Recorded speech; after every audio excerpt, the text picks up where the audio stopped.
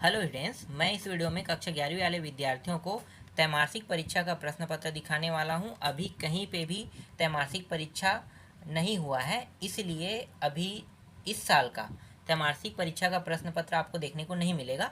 ये जो प्रश्न पत्र है ये पुराना प्रश्न पत्र है। इसको मैं आपको इसलिए दिखा रहा हूँ क्योंकि जो आपका त्रैमासिक परीक्षा है ना, उसमें जो प्रश्न आएगा वो कितना सरल रहेगा कितना कठिन रहेगा, इससे आपको अंदाज़ा लग जाएगा। तो देखो, कक्षा 11वीं का है और ये गणित सब्जेक्ट का है। आपका जो समय रहेगा वो 3 घंटे रहेगा और पूर्णांक जो है 50 नंबर का रहेगा, या फिर किसी स्कूलों में 75 नंबर का पूरा रख देगा।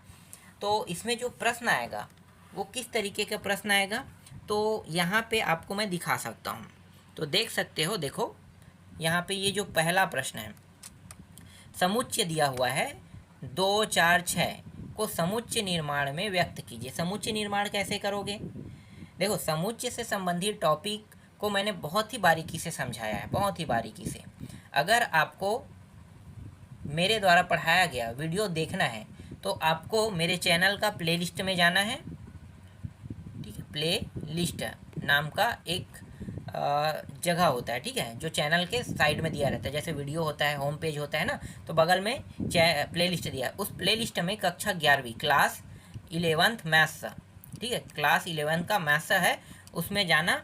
उसमें आपको एक अध्याय से लेकर टोटल अब तक के मैंने जितने अध्यायों को पढ़ाया है सारे वीडियो आपको उसमें मिल जाएगा। और अभी तक मैंने एक अध्याय से लेकर टोटल 16 अध्याय तक के पढ़ा दिया हूँ, ठीक है।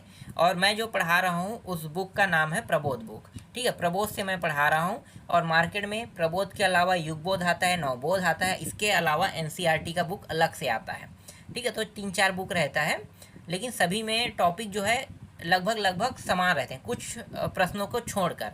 तो कुछ प्रश्नों को छोड़कर सभी में टॉपिक समान रहता है ना। तो ये जो समुच्चय वाला टॉपिक है मैंने बहुत ही बारीकी से समझाया है। तो आपको अगर देखना है समुच्चय को अच्छे से, तो आप देख सकते हो, मेरे चैनल के प्लेलिस्ट में जाना, वहाँ पे कक्षा 11वीं के मैथ्स वीडियो को जैसे क्लिक करोगे पूरा एक साथ सभी वीडियो अब तक के जितना वीडियो बना है वो सब के सब आपको दिखाई देने लगेगा। तो चलो अब प्रश्न को देखते हैं। देखो, पहला प्रश्न क्या है, समुच्चय निर्माण करने के लिए है ना। तो समुच्चय निर्माण कैसे करते हो, एक्स अनुपात एक्स इस प्रकार से लिखोगे। इसके बाद देखो, ये जो नंबर है ये कौन सा नंबर है, तो ये जो नंबर है ये है सम नंबर, है ना। तो सम संख्या लिखना है, सम संख्या है, तो यही क्या है, इस प्रश्न का उत्तर है। इसी प्रकार से समुच्चय निर्माण करते हैं, ठीक है। अगर इसके जगह में 1, 3, 5 हो जाता तो विषम संख्या होता, तो सम के जगह में इसे हम क्या लिख देते, विषम संख्या है, बस इतना ही करते, ठीक। तो ये आपको समझ में आ गया। ये 1 नंबर वाला, इसलिए ज़्यादा कुछ इसमें समझाने वाली बात तो नहीं था ना, तो ज़्यादा समझाने वाला इसमें टॉपिक ही नहीं है। दूसरा प्रश्न देखो, दूसरा प्रश्न है 5π/3 दिया हुआ है, ठीक है। इसको अंश में बदलना है, तो अंश में बदलने का सूत्र क्या है, 5π/3, ये रेडियन में है और रेडियन में है, इसका मतलब ये है कि ये 180/पाई का बस क्या करना है, इसके साथ गुणा कर देना है, तो ये बदल जाएगा। तो ये पाई कट गया, 3 एकम 3 छक्के और 3 शून्यम, 5 × 30 कितना होता है, 300। 300 अंश इसका उत्तर आ जाएगा। देखो, इस प्रकार से बनाया जाता है, ठीक है, बहुत सरल प्रश्न है। इसके बाद देखो नेक्स्ट प्रश्न, सारे प्रश्नों को मैं बना के तो नहीं बता सकता, लेकिन कुछ कुछ ऐसे प्रश्न हैं जिसको मैं बता सकता हूँ। देखो तीसरा, 15 अंश का मान, तो इसका डायरेक्ट मान मैं बता देता हूँ, 0.652 ये होता है, ठीक है। इसको निकाला जाता है, बहुत लंबा चौड़ा प्रक्रिया है, बहुत लंबा चौड़ा। आपको इसको करनी के अंदर रखना पड़ेगा, करनी के अंदर रखने के बाद साइन कॉस का नियम लगाना पड़ेगा, उसके बाद निकालोगे। तो हम लोग क्या करते हैं, जब हमें याद है तो हम डायरेक्ट मान रख देते हैं। इसके बाद देखो चौथा प्रश्न, मुख्य हल ज्ञात कीजिए। साइन थीटा बराबर करनी 3/2 है, तो मुख्य हल ज्ञात करने के लिए कहा है।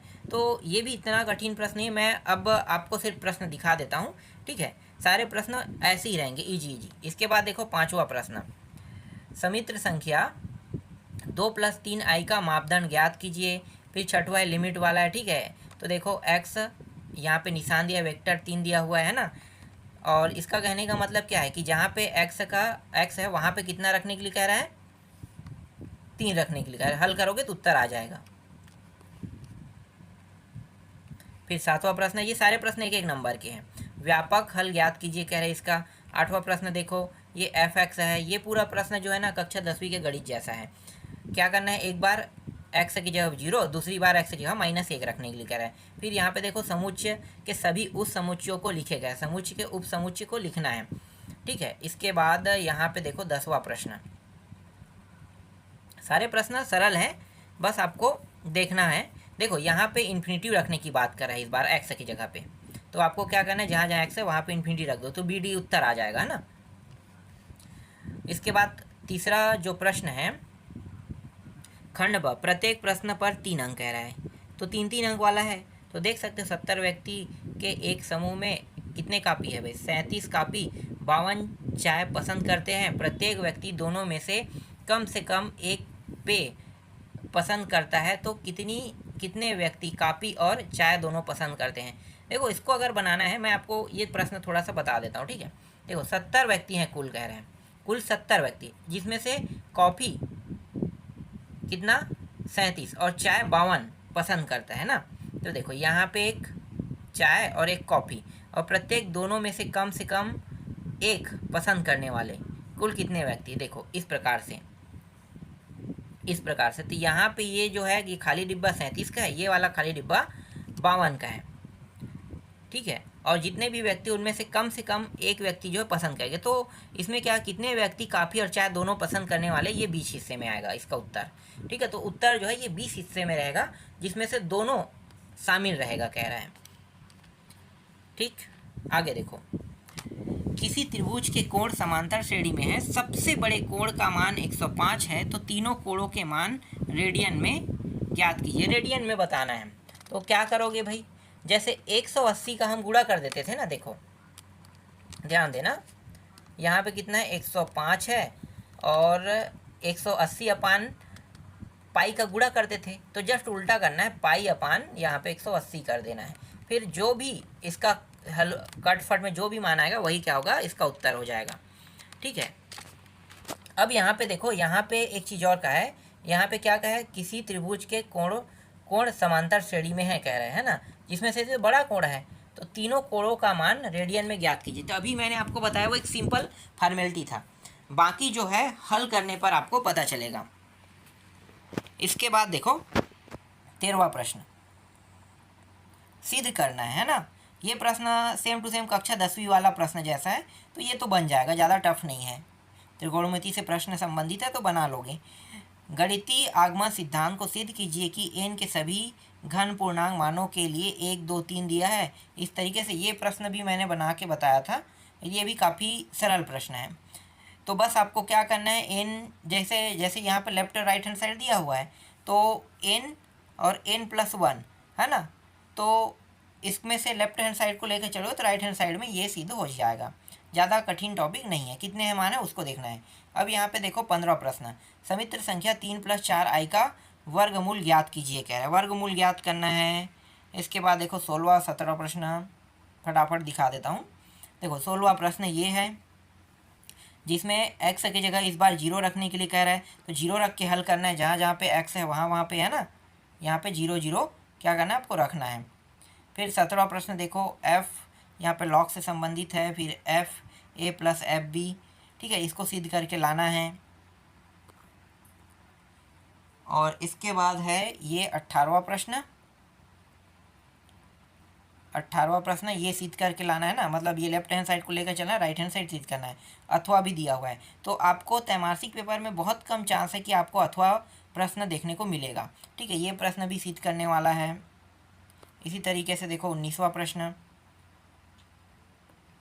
ये 19वां प्रश्न है, ये भी मैंने बना के बताया था ना, n प्राकृतिक संख्याओं के वर्गों का योगफल वाला है। ठीक है, ये भी देख सकते हो, ध्रुवीय रूप में निरूपित कीजिए।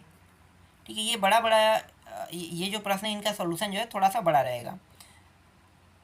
ये प्रश्न देख सकते हो 30 अंक 35 अंक के बीच ही रखना है। तो फ़ारेनहाइट ऐप का तापमान परिसर, ये जो प्रश्न है कक्षा 10वीं में जो आपका विज्ञान सब्जेक्ट है ना, उसमें अक्सर ये प्रश्न आते रहता है। तो अब तो आप कक्षा 11वीं में आ गए हो, तो कक्षा 11वीं में है तो यहाँ पे देखो थोड़ा सा अलग तरीके से आपको पढ़ना पड़ेगा। बाकी ये जो सूत्र है, ये सूत्र में फ़ारेनहाइट और सेल्सियस में मानों को निकाला जाता है। ये सूत्र ही जो है सेल्सियस और फ़ारेनहाइट में मान निकालने के लिए उपयोग में लाया जाता है। इसके बाद ये वाला प्रश्न देखो, अथवा है, और आपका ये जो अंतिम प्रश्न है, ठीक है, ये अवकलन गुणांक से संबंधित प्रश्न है। तो कुल जो प्रश्न है यहाँ पे 21 प्रश्न आपको दिखाई दे रहा होगा। और ये जो प्रश्न है ये पुराना प्रश्न पत्र है ना, तो पुराना प्रश्न पत्र से संबंधित पूरा का पूरा जितने भी प्रश्न पुराना प्रश्न पत्र का प्रश्न है, तो जरूरी नहीं कि यहाँ से आपको प्रश्न देखने को मिले, हो सकता है आपको एक भी प्रश्न देखने को ना मिले। बस आपको ये देखना है कि अगर आपके एग्जाम में इस टाइप के प्रश्न आते हैं तो कैसे आपको बनाना है और कितने अध्याय तक आएगा। तो मैं आपको बता देता हूँ, अध्याय अधिकतम 10 से 12 अध्याय तक रहेगा। तो आपको सिर्फ 10 से 12 अध्याय तक देखना है। और मैंने पहले ही गणित के जितने भी क्लास लिए हैं ना, उन क्लासों को मैंने 16 अध्याय तक कंप्लीट कर दिया है। तो ऐसा आप नहीं कह सकते कि त्रैमासिक पेपर के लिए मैंने कुछ कंप्लीट नहीं किया, आप ऐसा नहीं कह सकते। मैंने 17 अध्याय तक कंप्लीट कर दिया है। तो अगर आप एक एक अध्याय को बारीकी से देखोगे तो आपको अच्छा बेनिफिट मिलेगा और आप आसानी से त्रैमासिक परीक्षा में अच्छा अंक लेकर आ ही जाओगे।